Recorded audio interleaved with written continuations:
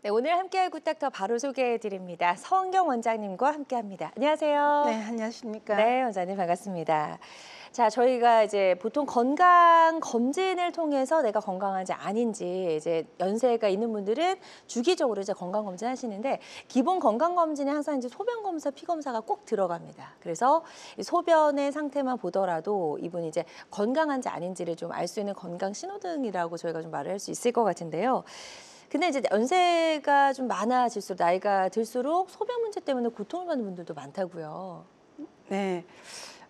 연세가 높은 분들이 가장 힘들어하는 게 이제 삶의 질을 떨어뜨리는 가장 큰 문제가 사실은 소변 배뇨 문제입니다. 네. 예를 들면 뭐 소변이 잘 안 나온다든가 밤에 자꾸 잠을 깨서 잠을 설친다든가 이런 그 배뇨 문제가 노년 동안에 가장 맞아요. 힘들어하는 그런 네. 증상이라고 볼 수가 있죠. 네, 실제로 이제 어느 정도 퍼센트의 환자분들이 이제 이런 배뇨 장애 때문에 힘들어하시는지 저희 통계가 있어서 한번 준비해봤거든요. 통계 보면서 추가 설명 들어보도록 하겠습니다. 네.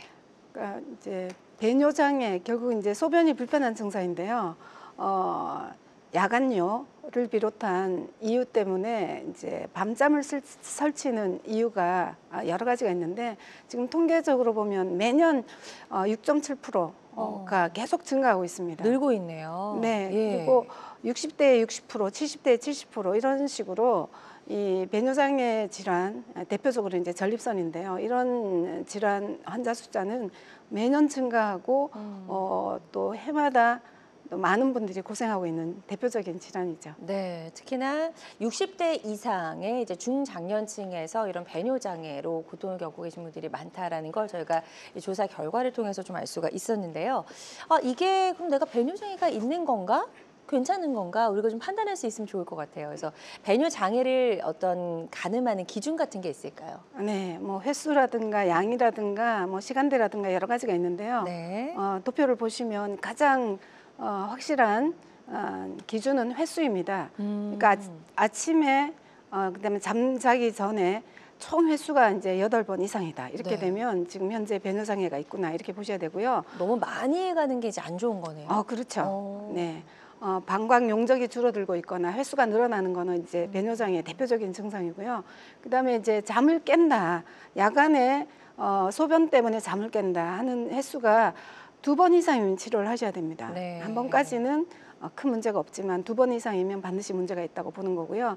그다음에 이제 요실금, 소변을 본인이 원하지 않는데 자꾸 이렇게 소변이 새는 증상이죠. 그다음에 압력 문제, 소변을 배에 힘을 쓰지 않으면 안 나온다 이런 경우는 이제 압력에 관한 배뇨 장애고요. 네. 잔뇨감은 소변을 시원하게 본 것 같은데 얼마 안 있어서 또 소변이 마려운데 실제로는 방광 안에 소변이 별로 없는 실제로는 잔뇨감만 자꾸 느껴지는 건데 이런 것들이 대표적인 배뇨 장애를 의심할 수 있는 증상이라고 할 수 있습니다. 그렇군요. 지금 이제 이럴 때 배뇨 장애를 의심하면 좋을 것 같다라는 이제 도표를 통해서 저희가 소변의 횟수, 요실금, 또 압력, 잔뇨감 이런 기준을 좀 알려드렸어요. 그래서 저희 방송 보시면서 혹시라도 내가 여기에 좀 해당이 되는 것 같은데 병원에 가는 게 좋을까 좀 궁금하시다면 상담 전화 주셔서 서은경 원장님과 상담을 받아보셔도 도움이 될 수 있을 것 같습니다. 02-6677-0012번 상담 전화 활짝 열려 있고요.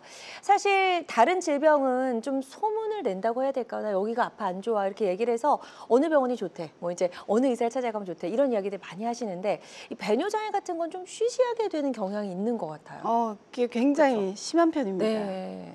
심지어 그 가족들끼리 그러니까 부부간에는 알게 되는데요. 네. 자녀분들이 내가 배뇨장애가 있다는 걸 안 알리고 싶어 할 정도로 이 질환에 대해서는 굉장히 쉬쉬하는 게 많습니다. 그 이유는 아마 예로부터 이렇게 뭐 소변 줄기가 힘이 빠지면 성기능도 안 좋아지는 거다. 이런 속설 때문에 네. 이제 그런 걸 드러내지 않는 것 같아요. 근데 이건 가능하면 빨리 치료하는 게 훨씬 더 치료가 잘 됩니다. 왜냐하면 항상 이 그 방광 안에 소변이 차 있는데 이게 충분히 빠지지 못한 상태에 오래되면 방광은 더 빨리 노화되기 때문에 쉬쉬하지 말고 빨리 치료하는 게 아주 중요하죠. 네. 자, 그렇다면 이제 배뇨장애에 대한 이야기를 좀 본격적으로 나눠보도록 할 텐데요. 왜 이 배뇨장애가 생기는지 이게 노화랑 좀 연관이 있나요, 밀접하게? 기본적으로 이제 연세가 많아지면 그 배뇨장애가 많아지는 것은 분명합니다. 근데 이제 조금 더 단순히 이제 노화가 아니라 노화 중에서도 혈액순환이 안 돼서 노화가 빨라진다 이렇게 네. 보는 게 정확한 표현이고요. 그런 그 배뇨장애가 생기는 대표적인 질환이 이제 방광과 이제 전립선인데 과민성 방광의 그 노화가 되는 거고요. 그다음에 이제 요실금이라는 증상, 여러 가지 원인의 요실금이 있는데 요실금, 그다음에 방광염이나 요로에 감염이 있거나 이런 경우, 그리고 전립선염, 전립선 비대증, 전립선암 이런 전립선 질환에서도 이제 배뇨장애가 생기는데 사실은 이런 증상들이 좀 섞여 있다 이렇게 보시면 되거든요. 그래서 배뇨장애는 대부분은 방광과 전립선에서 일어나는 증상이다 이렇게 이해하시면 될 것 같아요. 네. 특히나 남성의 배뇨장애 같은 경우에는 방광 그리고 이 전립선 때문에 더 그런 경우가 많다라고 좀 말씀을 해주셨는데 이 부분을 조금 더 설명을 더 들어볼게요. 네, 흔히 이제 나이가 많아지고 노화가 되면 전립선 기능이 떨어지기 때문에 배뇨장애라든가 뭐 여러 가지 증상들이 많이 생기는데요. 네. 조금 더 이렇게 단순히 노화라고 이제 생각하면 안 되는 게 연세가 높지만 전립선에 문제가 없는 분들도 꽤 계시거든요. 네. 그러면 결국은 이게 혈액순환이 안 되면서 노화가 진행이 된다 이렇게 이해하시는 게 아주 정확합니다. 그래서 이걸 조금 뭐 전문적인 용어가 나오긴 하지만 보시면 첫 번째 노화가 되면 전립선이 변화가 되는데 네. 첫 번째 출발이 혈류 전화, 그러니까 혈액순환이 안 되는 게 제일 중요한 이유라고 보시면 되고요. 네. 혈액순환이 안 되니까 전립선 내부가 저산소증에 빠지게 됩니다. 그러니까 그 히프1 알파 증가 이렇게 되어 있는데 이건 모르셔도 되고요. 그러니까 산소 농도가 떨어지게 되면 그다음에 이제 DHA라든가 안드로겐 이런 것들이 과활성화되는데 이게 산소가 부족해지니까 이 전립선이 살아남으려고 하는 그런 반응이다 이렇게 이해를 하시면 되시거든요. 그래서 혈류 상태가 안 좋아지고 저산소증이 되면 전립선은 자기가 해야 될 일을 충분히 하기 위해서 이제 세포 수도 증가가 되고 세포 크기도 증가가 되고 하면서 네. 비대증이 생기게 되는데요. 비대증이 생기면 더 이제 혈류가 감소하게 되고 또 더 심한 이제 저산소증에 빠지기 때문에 이게 악순환의 고리에 들어간다 이렇게 그러네요. 이야기를 하거든요. 그래서 네. 노화가 되면 이제 더 심해지는 건 분명한데 출발점이 혈액순환 저하다라는 게 아주 중요하고요. 여기에 포인트를 맞춰서 치료를 하는 게 근본적인 치료가 가능합니다. 네. 자, 그럼 이제 전립선이 어떻게 얼마만큼 노화가 됐는지 이걸 뭐 약간 점수화할 수 있다면서요. 그거 좀 살펴볼게요. 네, 전립선이 노화되는 정도를 가장 쉽게 알 수 있는 게 PSA라고 하는 그 단백질 수치를 혈액 검사를 통해서 확인하는 방법인데요. 지금 0점에서 10점, 뭐 20점, 30점 이렇게 쭉 진행이 되는데 이것이 사실은 전립선의 건강 상태를 반영하는 수치다 이렇게 보시면 돼요. 네. 흔히 이제 암 관련 검사할 적에 이 검사를 하게 되는데 암 때문에 수치가 높아진 거 당연히 이제 전립선이 나빠져서 높아지긴 하지만 암이 아닌 경우에도 이 수치가 높아진다는 거는 지금 나의 전립선이 얼마나 젊은지, 초기 노화인지 아니면 중간 정도의 노화인지 아주 많이 노화됐는지 알 수 있는 중요한 지표라고 할 수 있고요. 네. 그 외에 그 기준도 많이 있습니다. 한번 넘겨주시면 네. 자, 전립선. 전립선의 노화를 가장 잘 반영하는 거는 PSA다. 이렇게 이제 말씀드리면서 그다음 보면 크기와 기능의 저하 상태를 알 수 있는 게 프리 PSA라고 하는 게 있는데 여기 지금 퍼센트가 중요하거든요. 그러니까 PSA 검사를 할 적에 단순히 PSA 검사만 하는 게 아니라 프리 PSA라고 하는 조금 더 분화된 그 PSA 검사를 한 다음에 비율을 보시게 되는데 이게 이제 25% 최소한 25% 이상은 되어야 지금 전립선에 큰 문제가 없다라고 할 수 있는데 이 수치가 점점 떨어져서 10% 밑으로 떨어지면 전립선이 노화를 넘어서서 암으로 진행됐다 볼 수 있는 수치가 이게 프리 PSA입니다. 네. 그리고 이제 LDH라고 하는 효소가 있는데 이 효소는 전립선의 염증 상태가 심하거나 아니면 산소가 많이 부족할 적에 이 효소가 많이 올라가게 됩니다. 이걸 검사를 해보면 이제 그러니까 조직 검사를 하지 않은 상태에서도 이게 지금 악성에 가까운지 양성에 가까운지 알 수 있는 그런 수치라고 할 수가 있고요. 그다음에 이제 마지막으로 호모시스테인이라고 하는 혈액 검사 내용이 있는데 혈관이 산화가 잘 되고 있거나 스트레스를 받아서 그러니까 혈관이 스트레스를 많이 받고 있구나 하는 걸 알 수 있는 게 이 호모시스테인이기 때문에 이런 검사를 해보면 지금 나의 전립선이 건강도가 어떤지 충분히 알 수 있고요. 다른 건강을 많이 반영하고 있기 때문에 전체적인 건강 검진하면서 이 검사를 같이 하는 것은 많이 도움이 됩니다. 그렇군요. 그래서 전립선 노화를 상태를 살펴볼 수 있는 여러 가지 지표들까지 설명을 통해서 좀 알아봤습니다. 배뇨장의 주요 원인이 될 수 있는 전립선에 대해서 좀 알아보고 있고요. 이제 대표적인 전립선 질환 어떤 것들이 있는지도 한번 설명을 들어보도록 할게요. 네. 전립선은 크게 세 종류의 질환이 대표적입니다. 네. 첫 번째가 이제 전립선염, 그다음에 두 번째가 전립선 비대증, 세 번째가 전립선암 이렇게 되는데 이 염증과 비대증, 암 중에서 암은 제외를 하고요. 암은 조금 더 전문적인 치료와 또 뭐 원인이 있으니까 제외를 하고 전립선염과 전립선 비대증은 다른 것 같지만 사실 이게 많이 섞여 있습니다. 그래서 이제 증상을 기준으로 이제 살펴본다 그러면 전립선은 뭐 급성염증이든 만성염증이든 염증이 많이 존재하는 곳인데요. 이 염증 때문에 나타나는 증상은 대표적으로 야간뇨, 빈뇨, 급박뇨. 빈뇨는 이제 너무 자주 보는 거고요. 급박뇨는 화장실에 급하게 가야 되는 상태. 그러니까 급해서 참을 수가 없어서 막 종종거리는 그런 증상을 급박뇨가 있다라고 이야기를 하는데 너무 힘들 것 같아요. 네. 그다음에 이제 알 수 없는 이상한 통증이나 불쾌감이 나타나는 경우는 지금 전립선에 염증이 지금 많이 이렇게 문제가 되구나 이렇게 알 수가 있고요. 네. 전립선 비대증은 대부분 이제 소변 양, 소변의 속도 그다음에 뭐 끊어짐 이 정도를 보면 지금 전립선 비대증이 있구나 알 수 있는데 소변 줄기가 너무 약하거나 나올 때 그러니까 지연뇨라는 거는 뭐냐 그러면 소변이 바로 나와야 정상인데요. 몇 초 있다가 시작되는 소변을 지연뇨라고 하는데 심하면은 뭐 몇십 초가 아니라 1분, 2분 정도의 지연뇨도 생기기 때문에 화장실에서 계속 앉아 있는 그런 증상이죠. 그다음에 단질뇨는 나오다가 중간에 끊어지는데 한 번 끊어지느냐, 두 번 끊어지느냐 이런 정도로 이게 이제 소변 줄기가 약해지면서 나타나는 증상인데 이거는 비대증에 해당되는 증상, 야간뇨, 빈뇨, 급박뇨는 전립선염에 해당되는 증상 이렇게 구분해서 보시면 되는데 대개 이 두 가지가 많이 섞여 있다 이렇게 보시면 되고요.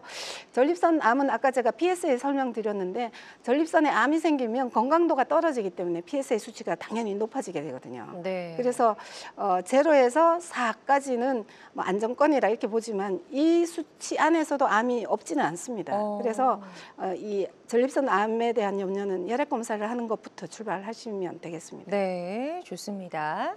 자, 전립선의 대표적인 3대 질환까지 저희가 살펴봤습니다. 전립선염, 전립선암, 그리고 비대증까지 이렇게 대표적인 3대 질환 살펴봤고요. 최근에는 뭐 이제 나이를 불문하고 20, 30대 젊은 층에서도 이런 전립선 질환이 많이 발견이 되고 있다라고 하시던데 진료하시면서 좀 이런 부분이 느껴지실까요? 그러니까 젊은 사람들이 전립선 질환이 늘어나고 있다. 이제 통계를 보시게 되면 깜짝 놀랄 정도로 굉장히 많은 그 젊은 환자들이 지금 약 처방을 받고 있는데요. 지금 보면 20대에 53%, 30대에 25%가 전립선 처방을 받고 있어요. 근데 이게 사실 두 가지 측면에서 봐야 되는데 실제로 전립선이 안 좋아서 이 약을 처방받는 경우도 있지만 네. 전립선 약이 사실 이게 남성 호르몬 억제하는 약이거든요. 그러다 보니까 젊은 20대와 30대가 남성 호르몬 억제하는 약이 두 가지로 사용이 됩니다. 그러니까 전립선 크기를 줄이는 데도 사용되지만 탈모를 치료하는 데도 사용이 됩니다. 그래서 네. 이 처방을 많이 받는데 이렇게 질환으로 들어가게 되면 보험 적용이 되니까 20대, 30대가 이 부분에 대한 처방률이 높아지는 것도 하나 있고요. 네네. 네, 그다음에 실제로 전립선 그 젊은 환자층이 많이 늘어나는 이유가 과거에는 20, 30대가 그렇게 많지 않았던 이유가 활동성이 많이 바뀌었어요. 그러니까 요즘 의자에 많이 앉아 있거나 컴퓨터를 많이 하거나 아니면 뭐 게임을 많이 하거나 이렇게 하면서 전립선이 너무 압박되는 자세에서 너무 오래 있으면서 전립선이 빨리 나빠지는 그런 시대적인 상황도 있습니다. 그래서 전립선 비대증은 뭐 나이보다도 그쪽에 혈액순환이 얼마나 잘 되느냐에 관한 문제 있고 20대, 30대가 활동량이 줄어들고 의자에 많이 앉아 있으면서 다분히 환자가 많이 늘어나고 있는데 상당히 많은 수치로 증가하고 있다. 이건 분명한 사실인 것 같습니다. 그렇군요. 자, 그래서 이제 뭐 젊은 분들이라 하더라도 항상 이제 전립선 건강에 좀 관심을 기울이시고 신경을 쓰시는 게 좋을 것 같다는 생각을 해봅니다. 성경 원장님과 함께하고 있습니다. 추위가 기승을 부리고 또 술자리도 많아지는 연말이 되면 이 배뇨장애 때문에 고민인 분들 많으시다고 하는데요. 방송 보시면서 혹시라도 궁금한 점, 고민 있는 분들은 상담 전화 주시기 바랍니다. 02-6677-0012번, 02-6677-0012번 상담 전화 활짝 열려 있고요. 직접 전화 연결이 좀 부담스러우신 분들은 사연만 남겨주셔도 저희가 문자 상담으로 도와드리니까요. 부담 갖지 마시고 지금 바로 전화 주시면 좋을 것 같습니다. 자, 지금 바로 전화 하나 연결이 되어 있다고 해서 만나보도록 하겠습니다. 여보세요? 예, 네. 안녕하세요. 네, 안녕하세요. 반갑습니다. 네. 예, 전화 주신 분 연세 어떻게 되실까요? 저는 70대시. 이고요. 네, 네. 70대시고요. 목소리 네. 굉장히 젊으신데요. 지금 어, 이제 어떤 증상 때문에 좀 불편하신지 성경 원장님과 인사 나누시고 불편하신 증상들 설명해 주시면 상담 도와드리겠습니다. 예. 네. 네, 안녕하세요. 지금 어떤 증상이 제일 불편하실까요? 예, 제가 술을 좋아해요. 그래서 이제 거의 보면 저녁 때 술을 먹게 되는데 잠을 실컷 잤다고 자는데 뭐 1시나 2시 돼가지고 잠을 깨가지고 잠을 못 자가지고 한번 잠을 깨면 잠을 못 자서 늦잠 자게 되고 또 다시 잠들려면 힘들고 그런 게 있어가지고 이게 그러고 소변줄기가 약하고 그런데 이걸 내가 지금 어느 병원도 안 갔지만 이 부분에 대해서는 안 갔는데 앞으로 어느 병원을 가더라도 한번 갔으면 해서 어떤 증세가 있는지 좀 여쭤보려고 그러면 이 증상 때문에 특별히 치료를 받거나 검사를 해보지 않으신 경우네요. 예. 그럼 지금 야간뇨가 2-3번 정도시고 지금 소변이 잘 안 나온다는 거는 분명히 문제가 있는 게 맞거든요. 네. 이제 병원에 가셔서 일단 전립선 크기가 어느 정도인지 꼭 한번 보시면 좋겠는데요. 가서 검사를 해보면 그냥 단순히 크다 이렇게 이제 답을 듣기도 하지만 자세하게 이 전립선 크기가 20g이 정상인데 20g보다 더 커져 있다면 이미 이제 비대증이 시작됐다 이렇게 보셔야 되고요. 그거가 상관없이 또 이제 방광이 약해지면 지금 알코올을 드시면 술을 드시면 더 심해진다고 하는 게 이 알코올이 계속 혈액순환을 통해서 나중에 이제 방광을 자극하게 되면 야간뇨 증상으로 연결되기도 하거든요. 그거는 지금 방광도 많이 약해져 있구나, 과민해져 있구나 이렇게 보셔야 돼요. 그래서 되게 전립선하고 방광이 붙어 있기 때문에 같이 좋아지고 같이 나빠지고 이런 경우가 대부분이거든요. 그래서 일단 전립선 크기를 한번 보시면 좋겠고요. 그다음에 방광 상태까지 포함해서 염증을 없애고 크기를 줄이고 하는 이런 치료가 꼭 필요하니까 미루지 말고 빨리 검사하시고 빨리 치료하시는 게 아주 중요할 것 같습니다. 네. 언젠가 TV에 보니까 수술을 하게 되면 간단하게 또 이렇게 방광 소변 쪽이 통로를 넓게 해준다고 하는 걸 한번 봤었는데. 근데 이제 수술은 조금 더 잘 판단하셔야 될 부분이고요. 말씀드린 것처럼 이게 전립선의 문제이기도 하고 방광의 문제이기도 한데 수술은 전립선의 크기를 줄이거나 아니면 요도를 확장시켜주는 방법은 되지만 방광 상태를 개선할 수 있는 방법하고는 완전히 거리가 멀거든요. 그래서 지금은 두 가지 증상이 다 의심이 되기 때문에 꼭 수술이 해당이 되는지는 잘 검토해 보시고 결정하시라고 말씀을 드려요. 그리고 이게 뭐 다양한 그 부작용 이런 것도 있으니까 사전에 잘 체크하시는 거 아주 중요하다. 이 말씀 꼭 드리고 싶습니다. 네, 좋습니다. 지금 상담 꼼꼼하게 잘 해주셨거든요. 이 부분 참고하셔서 좀 치료 시기 놓치지 마시고 빠르게 한번 치료를 해보셨으면 좋겠고요. 저희가 전화 상담이다 보니까 보다 명확하게 진단을 내려드리는 데에는 어느 정도 한계가 존재할 수 있다는 점 여러분께 양해를 좀 부탁을 드립니다. 자, 그리고 전화로 사연을 남겨주신 분이 계셔서요. 문자 상담 또 이어가 보도록 하겠습니다. 40대 직장인 남성분이 전화를 주셨고 송년 모임에서 맥주를 마신 후에 화장실에 갔는데 소변이 안 나왔다고 해요. 아랫배에 묵직함이 느껴졌고 통증도 좀 동반이 되셨다고 합니다.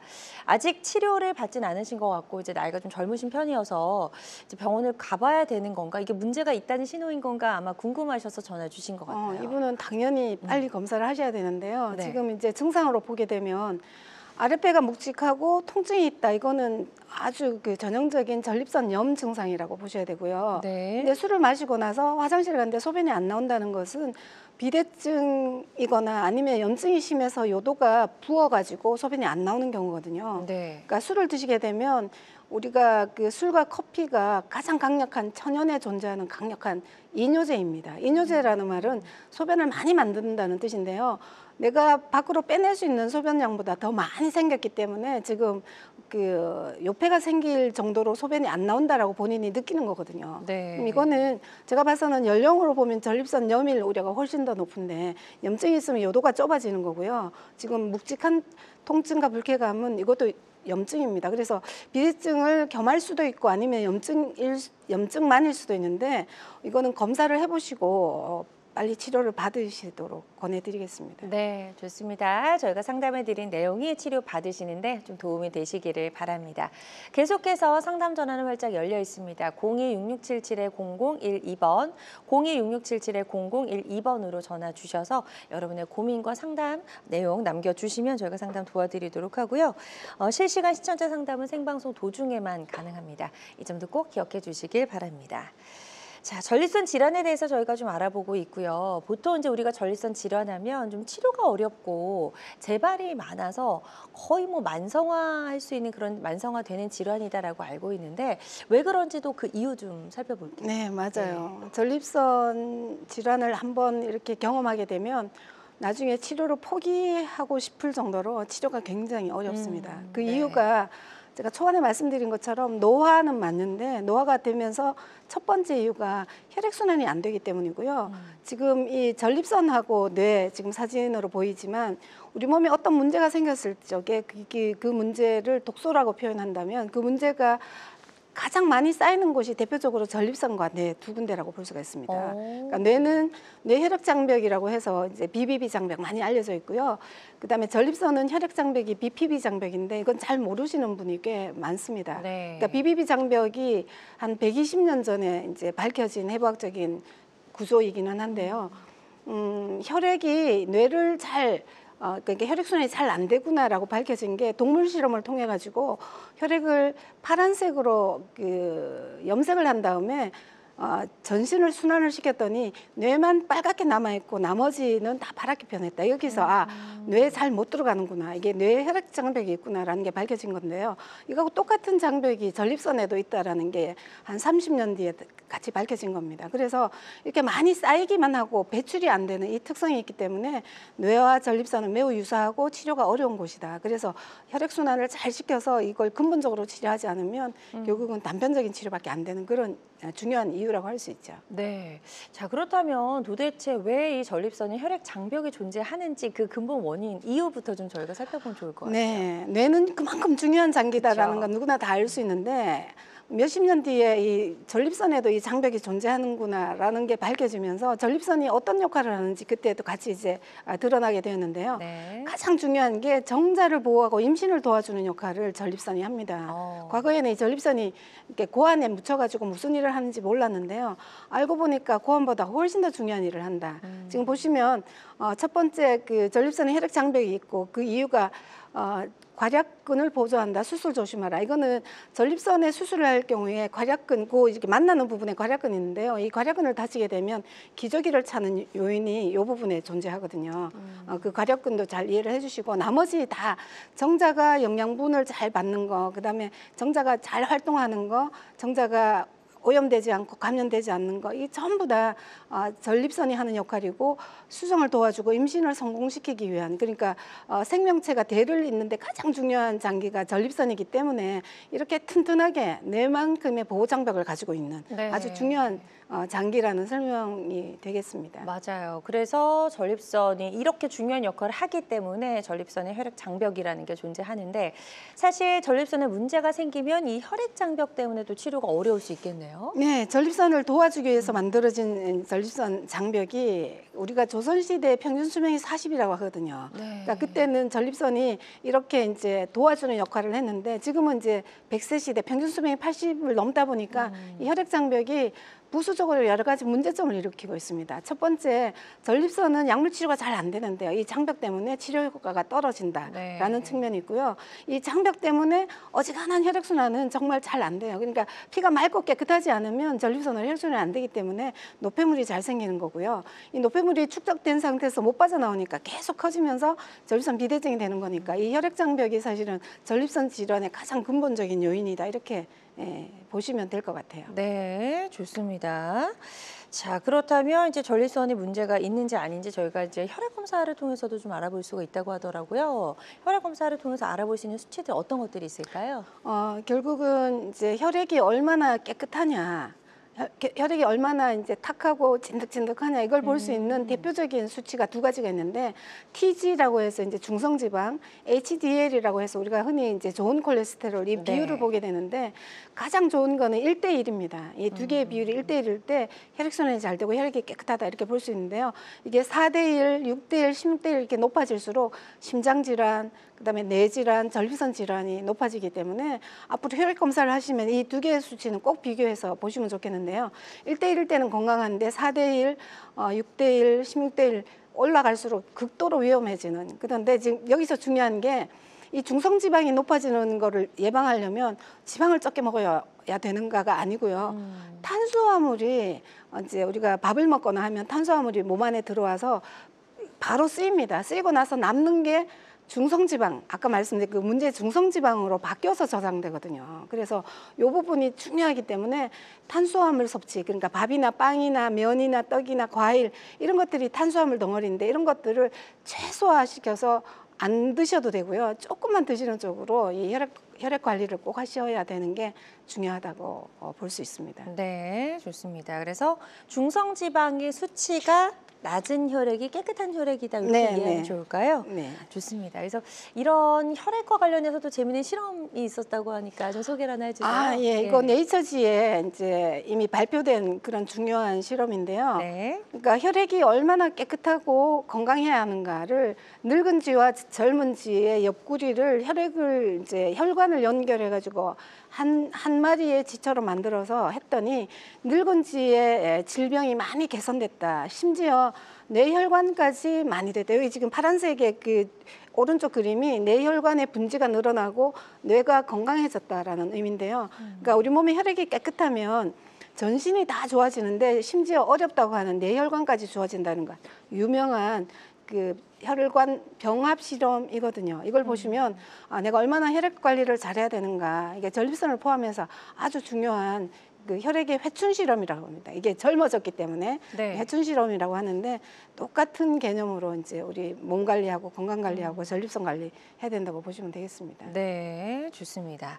자, 한국인의 이제 3대 만성 질환이 있어요. 뭐 고혈압, 고지혈, 고혈당 이런 만성 질환들이 있는데 이런 것들도 사실은 이 혈액에서 오는 문제잖아요. 네, 되게 이제 혈압약, 그다음에 고지혈증약, 당뇨약 이렇게 드시는 분들이 그냥 이거 먹으면 건강해지겠지 이렇게 생각하지만 사실은 이 쓰리고라고 하잖아요. 고혈압, 고혈당, 고지혈증. 이 쓰리고가 있는지 없는지에 따라서 우리 노후의 삶의 질이 달라지거든요. 그래서 지금 통계를 보면 미국 같은 경우에 60대 이상에서 이 쓰리고 약을 안 먹는 사람이 겨우 6.5%밖에 안 된다. 전체. 예, 한국은 약 10% 정도도 안 된다. 이렇게 이제 통계가 나오고 있는데 이게 의미하는 게 뭐냐 그러면 나이가 들어서 이 약을 먹는다는 거는 혈관과 혈액에 문제가 생겼다라는 뜻입니다. 그래서 오늘 전립선이 주제이긴 하지만 사실은 이렇게 혈관과 혈액이 깨끗하지 않은 상태에서는 질환이 당연히 생길 수밖에 없기 때문에 아까 말씀드린 탄수화물을 줄이는 게 지금 이 혈관 질환에 아주 중요하고요. 전립선 질환에도 아주 중요하다. 이렇게 꼭 연결해서 생각하시면 좋겠습니다. 좋습니다. 그래서 전립선 질환뿐만이 아니라 우리 몸의 건강을 위해서는 혈액을 깨끗하고 이렇게 맑게 관리하는 것이 무엇보다 중요하다라는 점 오늘 이 시간을 통해서 다시 한번 좀 느끼셨으면 좋겠습니다. 자, 방송 보시면서 궁금한 점 있는 분들의 상담 전화 받아보고 있습니다. 전립선 질환 또는 배뇨장애 때문에 고민인 분들은 상담 전화 주시면 되겠고요. 026677-0012번, 026677-0012번 상담 전화 활짝 열려 있습니다. 자, 지금 전화로 사연을 남겨주신 분들이 몇 분 계셔서 저희가 문자 상담으로 바로 이어가 보도록 하겠습니다. 60대 남성분 편의점을 운영 중이다라고 하셨어요. 몇 년 전부터 소변 줄기가 약해지고 밤에 이 소변 때문에 잠에서 자주 깨서 피곤하다고 합니다. 또 배뇨 시간도 오래 걸린다고 하고요.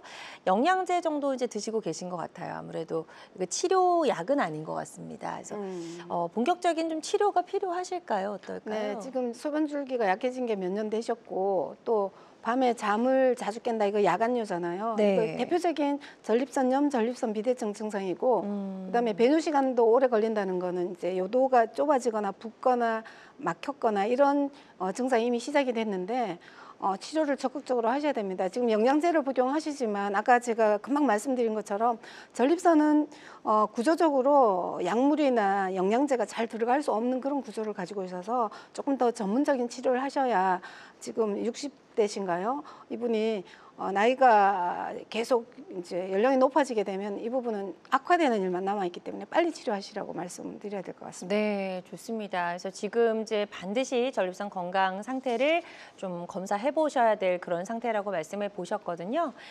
가까운 병원에 가셔서 전문적인 검사 받아보시고 적극적으로 좀 치료를 시작하셨으면 좋겠습니다. 다음 또 사연 만나보도록 하겠습니다.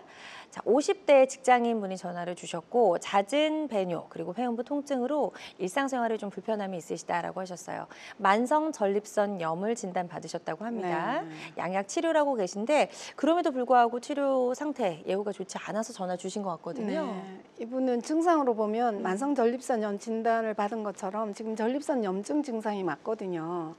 왜냐하면 지금 통증 때문에 일상생활이 힘들다는 거는 전립선에 지금 염증이 그 통증을 일으키는 그런 이유인데 지금 문제는 뭐냐 그러면 지금 그 전립선의 구조상 지금 양약을 치료하셨으면 아마 항생제 치료하셨을 것 같은데 전립선의 특성이 뭐냐 그러면 다른 쪽은 항생제 치료를 하면 굉장히 호전도가 빠른데요. 전립선은 내성이 생기는 속도가 매우 빠릅니다. 그러니까 그 전립선 혈쟁 장벽이 그 항생제에 대한 그 방어를 굉장히 강하게 하기 때문에 보통 하루나 이틀 정도에서 내성이 생긴다고 나와 있어요. 그래서 아마 치료를 받았는데도 잘 안 되는 케이스여서 아마 문의를 주신 것 같은데 이런 경우는 항생제 치료로는 근본적으로 치료가 안 되니 오늘 제가 안내드리는 뭐 전립선 청소 같은 근본적인 혈액순환 그다음에 혈관 청소 이런 것들이 많이 도움이 되실 거다라고 생각해서 한번 상담 받으시면 좋을 것 같네요. 네, 좋습니다. 지금 이제 상담 받아보시고 조금 더 적극적인 치료법들을 고민해 보셔야 될 단계 같다라고 말씀해 주셨으니까요.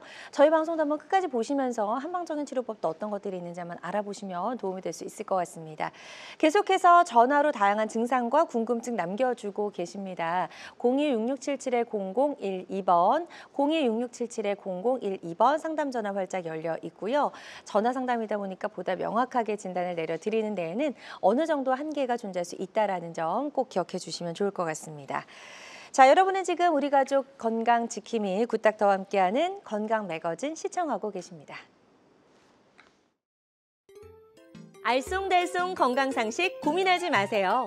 건강 매거진 굿닥터가 1:1로 상담해 드립니다. 02-6677-0012번으로 문의하시면 되는데요. 생방송이 진행되는 동안에만 굿닥터와 상담을 도와드리니까요. 02-6677-0012번으로 지금 바로 전화주세요. 유튜브에서 실시간 방송 시청과 다시 보기 시청이 가능합니다. 유튜브에서 건강의 환경을 검색하시면 되는데요.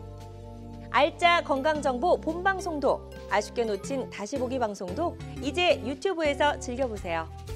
유튜브 검색창 건강엔 환경입니다.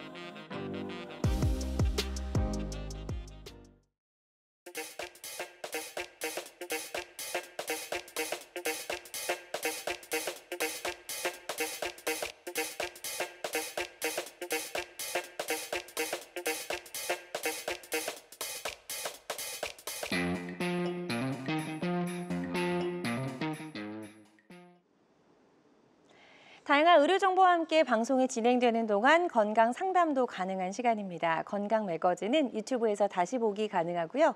유튜브에서 건강엔 한경 검색하시면 되겠습니다. 자, 전립선 질환에 대해서 이야기를 좀 나눠보고 있습니다. 전립선 질환, 그중에서도 가장 좀 괴로운 증상이 밤에 깨서 화장실 가는 거라고 말씀하셨어요. 야간요라고 하셨는데 야간요부터 좀 치료를 해야 될 것 같아요. 어떤 원인 때문에 생기는지도 좀 알아보고요. 네, 그 야간요 같은 경우에는 삶의 질이 떨어지는 가장 중요한 요인이기 때문에 네. 이제 이걸 꼭 치료하고 싶다 해서 이제 저희 한의원에 오시는 경우가 제일 많습니다. 근데 야간요가 크게 두 가지 종류로 나눌 수가 있는데요. 네.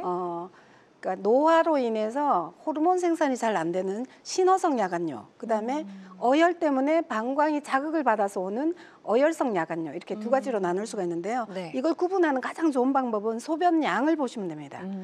밤에 소변량이 낮에랑 훨씬 적어야 정상인데요.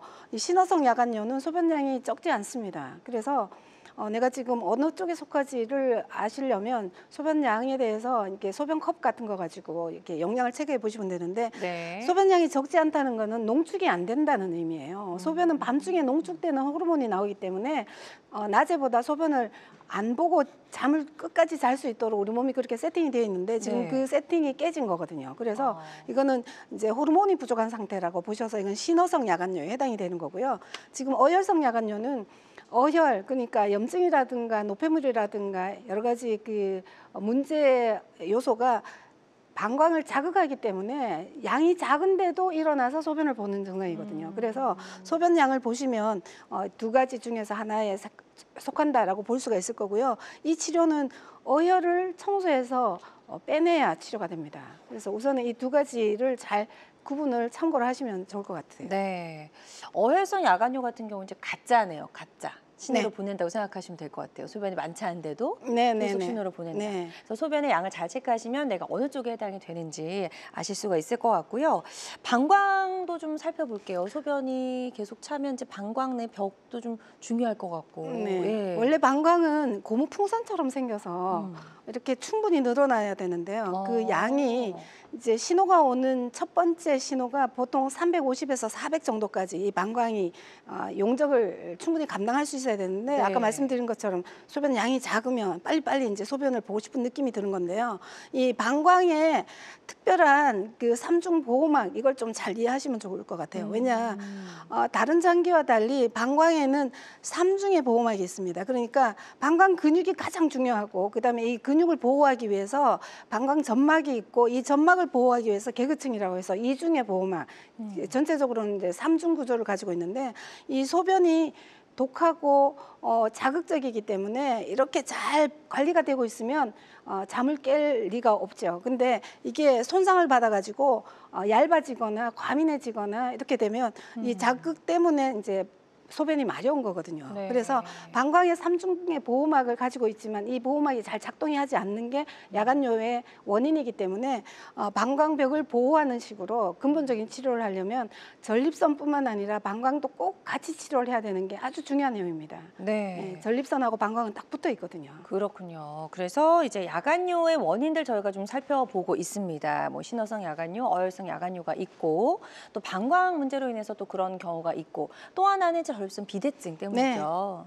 전립선 비대증 때문에 이제 야간요도 많이 생기고요. 네. 뭐 두 가지가 같이 고장 나는 경우도 있는데 전립선 비대증의 대표적인 증상과 치료법을 한번 보시죠. 일단은 증상은 야간요, 빈뇨는 자주 보는 거죠. 세뇨 너무 가늘게 나온다. 네. 지연뇨 시작할 때 시간이 오래 걸린다. 절박뇨, 급박뇨, 절박뇨 같은 말인데 급해서 소변을 빨리 화장실에 가지 않으면 중간에 그냥 지진다 이런 증상들인데요. 이 근본적인 요인은 혈액순환 저하라고 제가 계속 말씀을 드리죠.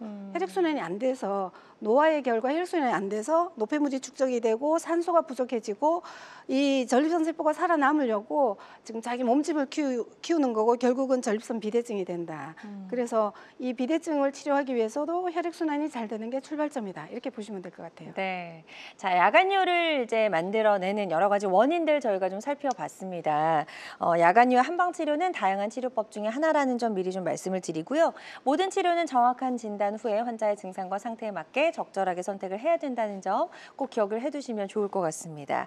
자, 우리 이 전립선 질환 때문에 이제 병원에 찾아가신 분들 굉장히 많은데 양방적인 치료와 달리 한방적인 치료가 갖고 있는 특징이 있다면 어떤 걸 꼽아볼 수 있을까요? 네, 양방 치료는 물론 약물 치료를 시작하지만 수술 치료가 주다 이렇게 보시면 되는데요. 수술 치료는 두 가지 절제술, 전립선을 절제하는 거죠. 그다음에 결찰술, 전립선은 그대로 두고 결찰해서 묶어서 이제 요도를 확보하는 방법인데 네. 이런 치료는 뭐 혈액순환이나 이런 거 상관없이 이제 구조적으로 해결하는 거고요. 한방은 수술하지 않는 비수술 치료라는 측면에서 매우 중요한 장점이 있는데 전립선을 청소하게 됩니다. 왜냐, 그 안에 노폐물이 계속 축적되는 문제가 있기 때문에 청소를 하는 거고요. 요도에도 노폐물이 있으니까 청소를 하는 거고 결국은 혈액순환이 되어야 이런 부분이 해결이 되는데 혈액순환이 잘 되고 산소 공급이 들어가게 되면 요도가 건강해지고 근력도 강화되고 그렇게 해서 이제 소변 줄기도 세지는 한방은 뭐 한마디로 이야기하면 비수술 치료지만 매우 근본적인 치료다 이런 장점을 가지고 있다고 네. 말씀드릴 수 있습니다. 자, 한방적인 치료가 가지고 있는 여러 가지 특징들 좀 짚어봤고요. 자, 그렇다면 어떤 방법으로 전립선을 청소한다는 거지라는 궁금증 가지실 것 같아요. 네, 전립선 청소라고 하면 다들 개념이 이게 뭐지 이렇게 말씀들 많이 하시는데요. 네. 결국은 혈액순환이 잘 되면 그 안에 있는 노폐물이 빠져나오기 때문에 마치 청소하는 것하고 같다 이렇게 보시면 되는데요. 혈액순환을 잘 시키면 그동안 빠져나오지 못했던 노폐물들이 소변으로 빠져나오게 됩니다. 그러니까 한약을 복용하시게 되면 전립선이 청소가 되는 거고 결과적으로 이제 소변이 빠져나오게 되는데 이런 형태로 빠져나오게 되거든요.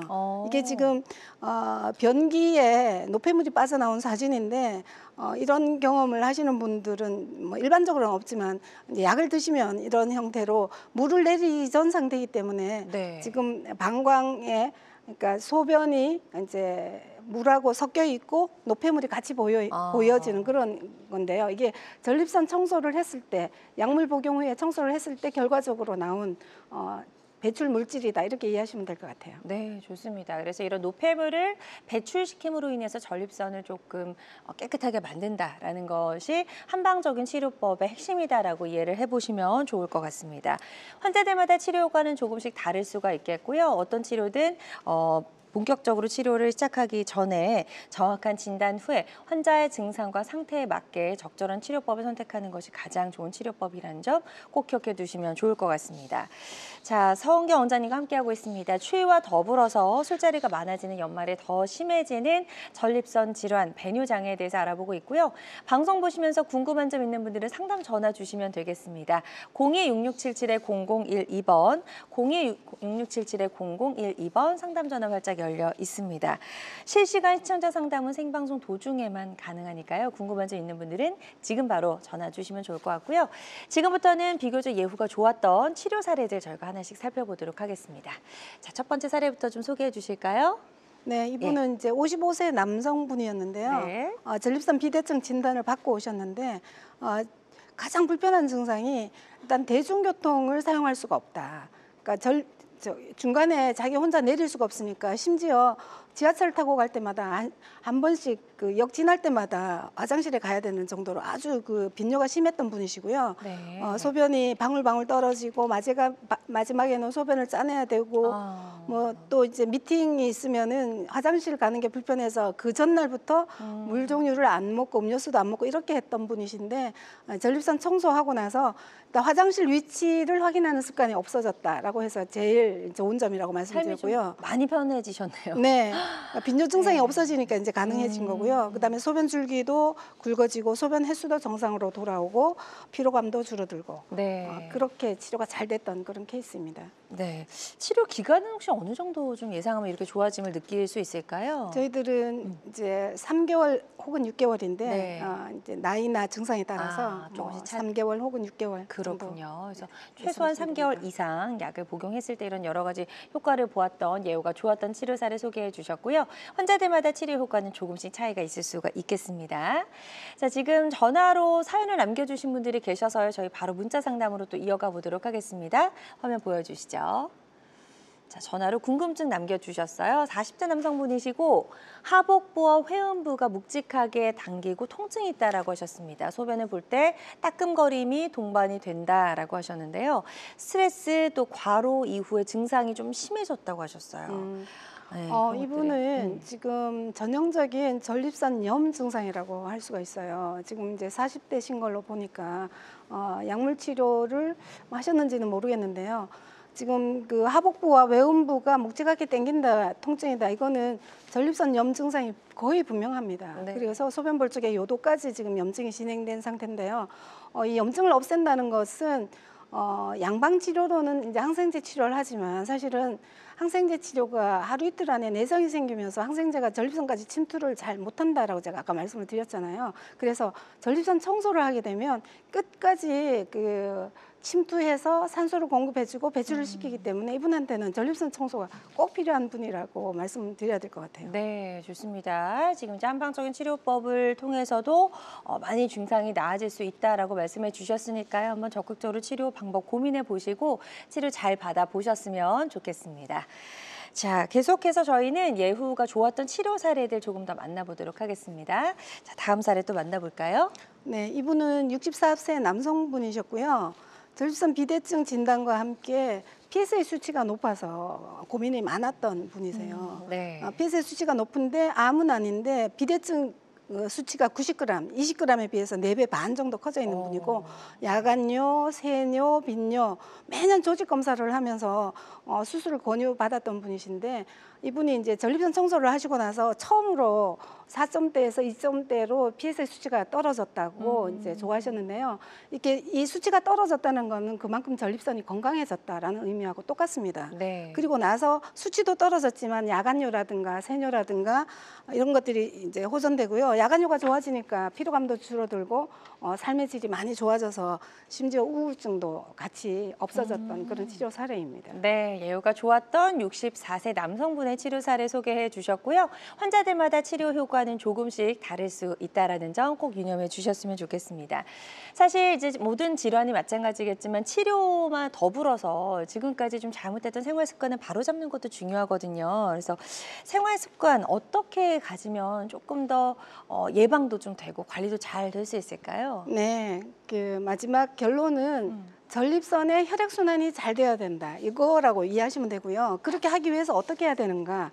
가장 좋은 방법이 사실은 첫 번째가 운동입니다. 운동을 하되 체온이 높아질 정도로 약간 땀이 날 정도로 운동을 하게 되면 그쪽으로 혈액순환이 잘 된다. 이렇게 이해하시면 되시거든요. 네. 그래서 가장 좋은 운동이 전립선에서 가까운 허벅지 근육을 많이 쓰는 거거든요. 그래서 계단을 올라가거나 등산을 하거나 빠르게 걷거나 이러는 것이 전립선 건강에 아주 도움이 되고요. 네. 만약에 휠체어를 사용한다 아니면 뭐 무릎이 안 좋다 이런 분들은 사실은 그 운동을 충분히 못할 경우에 체온요법, 그러니까 체온을 올리는 것 중에 가장 좋은 게 반신욕이나 온탕욕입니다. 네. 그래서 약간 몸이 후끈후끈할 정도로 그렇게 체온을 높이는 정도 샤워하지 말고 온탕욕을 하시게 되면 한번 높아진 체온의 효과가 체온요법의 효과가 만 이틀 간다고 나와 있습니다. 오. 그래서 운동을 하시던가 체온을 하시던가 해서 전립선의 혈액순환을 강력하게 좀 지원을 해줄 필요가 있고요.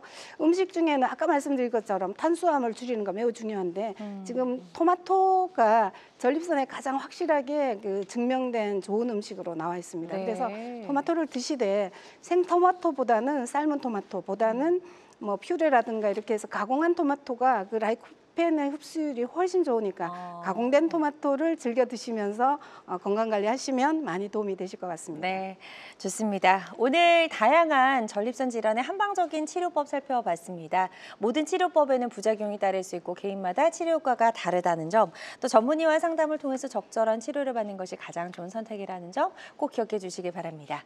지금까지 서은경 원장님과 함께했습니다. 원장님 오늘 말씀 고맙습니다. 감사합니다. 건강 장수를 위한 최고의 선택 건강 매거진 위드 굿닥터 실시간 시청자 상담은 생방송 도중에만 가능합니다. 이 점 꼭 기억해 주시고요. 남은 주말도 건강하고 행복하게 보내시기 바랍니다. 고맙습니다.